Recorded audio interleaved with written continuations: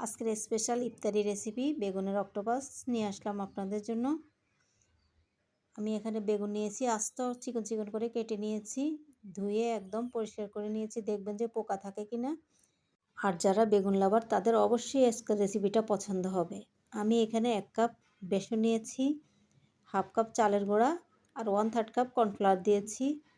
লবণ পরিমাণ মতো, 1 চামচ পরিমাণ চিলি ফ্লেক্স, মরিচের গুঁড়া দিয়েছি। আপনাদের পছন্দ অনুযায়ী জাল যেভাবে খেতে চান ওইভাবে অ্যাড করবেন। একটু মিশিয়ে নিয়ে অল্প পরিমাণে একটু একটু করে পানিটা অ্যাড করতে হবে, না হয় ব্যাটারটা অনেক পাতলা হয়ে যাবে।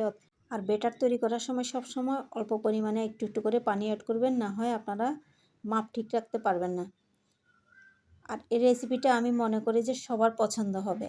যখন ভালোভাবে মেশানো হয়ে যাবে, আমি এখানে 1 চামচ পরিমাণ আদা অ্যাড করেছি।